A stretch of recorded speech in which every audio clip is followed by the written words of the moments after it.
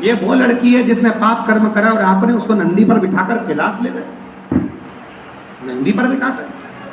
शंकर भगवान कहते हैं विधाता का काम है भाग्य लिखना और देवाधिदेव महादेव का काम है भाग्य को पलटना, लिखा हुआ पलट देना।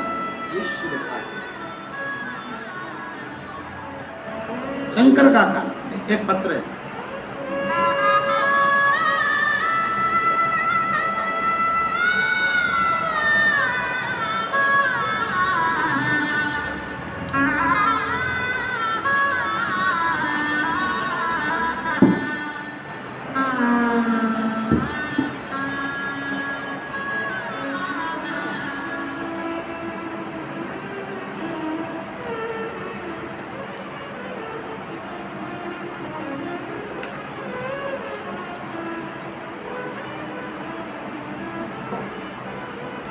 अब जरा पत्र को देखिएगा कितना विचित्र पत्र है।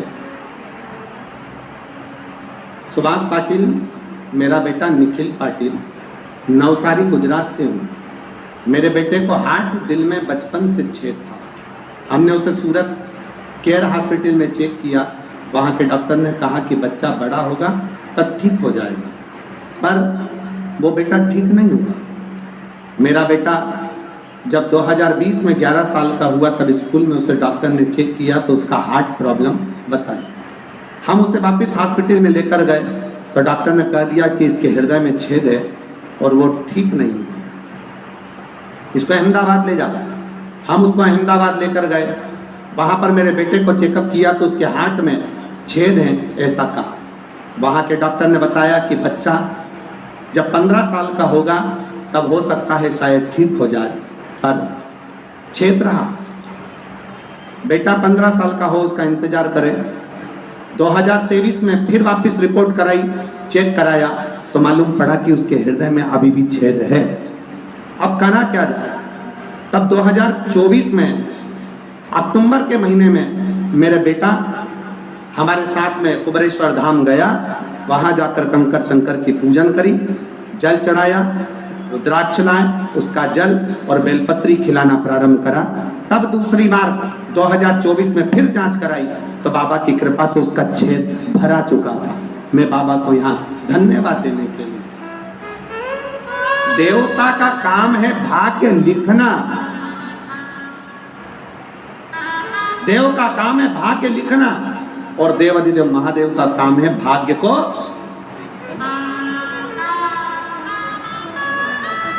पलट।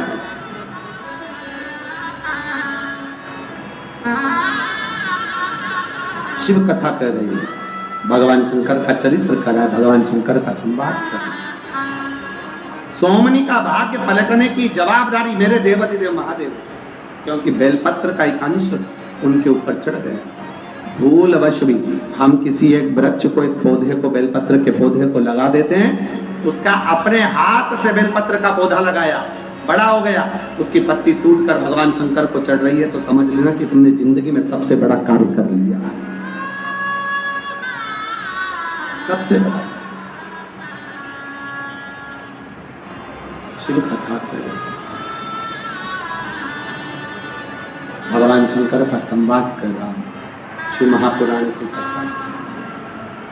समय आया तारकासुर को मारने के लिए भगवान षडानंद कार्तिकेय जी का प्रागट्य हुआ और तारकासुर का संहार करने के लिए षडानंद कार्तिकेय प्रकट होते हैं, जिन्होंने तारकासुर का संहार किया।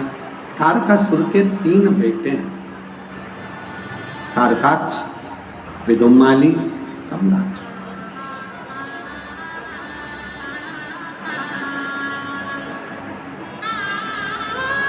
जिनको मारने के लिए भगवान शंकर ने पशुपति रूप धारण।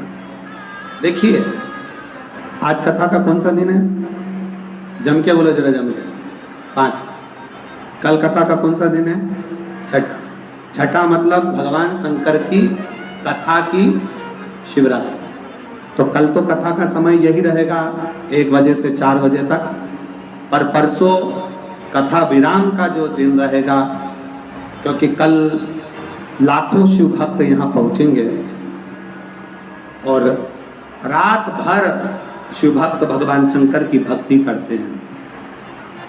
रात भर कहते हैं कथा का जो छठा दिन होता है वो भगवान शंकर से अपने दिल की बात कहने का होता है, और 7वां दिन जिस दिन कथा विराम होती है लोग झोली पसार कर बाबा से वर मांगते हैं और फिर अपने घर की ओर जाते हैं।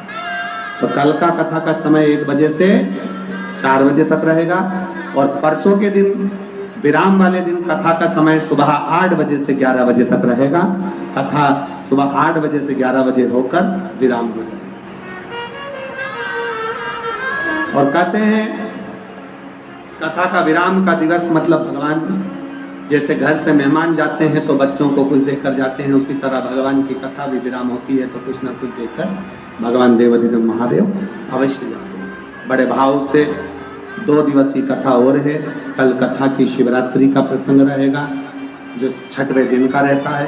भाव से कथा का रसतत्व ग्रहण करिएगा। पशुपति रूप धारण करते हैं भगवान कुंदकेश्वर महादेव पधार रहे हैं। जोरदार ताली बजाकर स्वागत वंदन अभिनंदन करें।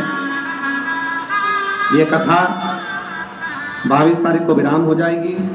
24 तारीख से 30 तारीख तक दोपहर में 1 बजे से 4 बजे तक स्थान फौजी पेट्रोल पंप के पास सामने नेशनल हाईवे 6 साकरी जिला धूलिया साकरी में शिव महापुराण की कथा प्रारंभ होगी। 24 तारीख से बड़े भाव के साथ आप और हम कथा को सुनेंगे। इसके बाद में 1 फरवरी से 7 फरवरी तक कोकपुर जिला कांकेर छत्तीसगढ़ में कथा होगी, और 10 फरवरी से 16 फरवरी तक प्रयागराज सेक्टर नंबर 21 पीपा पुल नंबर 1 सतुआ बाबा शिविर में कथा होगी, और 17 तारीख से 23 फरवरी तक तारा बाबा की कुटिया हरियाणा सिरसा में कथा होगी। 25 फरवरी से 3 मार्च तक रुद्राक्ष महोत्सव सीहोर में कुबरेश्वर धाम पर होगा। हर हर जय जय श्री राधे। सभी भक्तों को हर हर महादेव दादा जैसे के साथ श्री शिवाय नमस्तोभ्यम व्यासपीठ को नमन करते हुए हम सबके प्रिय हम सबके लाडले ठाकुर कल्लू जी महाराज के चरणों में नमन करते हुए परम सत्य परम आदरणीय विश्वविख्यात पूज्य गुरुदेव के पावन चरणों को नमन करते हुए और आप सभी शिव भक्तों के चरणों में नमन करते हुए सुंदर आज 5वें दिवस की कथा हम सभी ने श्रवण करी। कल 6वें दिवस की कथा में हम सभी प्रवेश करेंगे दोपहर 1 बजे से 4 बजे तक, और परसों जो कथा होगी आप सभी को ज्ञात है वह सुबह 8 बजे से 11 बजे तक सूरत गुजरात की पावन धरा पर होगी, और इसी कथा का प्रसारण दोपहर 1 बजे से 4 बजे तक आस्था चैनल पर यूट्यूब फेसबुक पर किया जाएगा। तो हम और आप अधिक से अधिक संख्या में मिलकर कथा अमृत का लाभ लें और अपने जीवन को कृतार्थ करें, आनंद में करें। सुंदर आरती का समय भी हो चुका है। आरती में जिन भक्तों के नाम मंच से लिए जाएंगे वे अति शीघ्र मंच पर पधारे। श्री अजीत जी जोन, श्री गोविंद जी राजपुरोहित, श्री कालू जी राजपुरोहित, श्री विक्रम सिंह जी धूम, श्रीमती कीर्ति बेन जी धूम, हेमलता बेन जी धूम, अरुणा बेन जी, राहुल जी, श्री नरेश भाई जी अहिर, श्री राजेश बसंत राव जी पाटिल, श्री सज्जन भाई जी, श्री महेश जी शर्मा, श्री परीक्षित पारिक जी, श्री प्रभाकर जी मराठे, श्रीमती मिर्जे प्रभाकर जी मराठे, संतोष जी भावसर, नरेश भाई जी धमलिया, राजू भाई जी, कुमारी पायल बेन जी साकरिया, महेश भाई जी अनगढ़, सेजल बेन मालवीय, रचना बेन जी हीरापरा, सुवर्णा बेन जी जादव, गोविंद जी राजपुरोहित, कालू जी राजपुरोहित, सभी बड़े ही आदर और सम्मान से मंच में पधारे और सुंदर आरती का आनंद हम सभी मिलकर लेंगे। जय जय श्री राधे, हर हर महादेव, श्री शिवाय नमस्ते।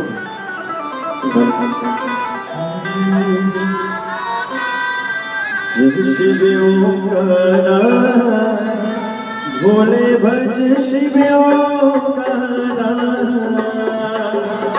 ब्रह्मा विष्णु सदा शिव, भोले भोले शिव, हरि राधे राधा, ओम हरे हरे हरे महादेव।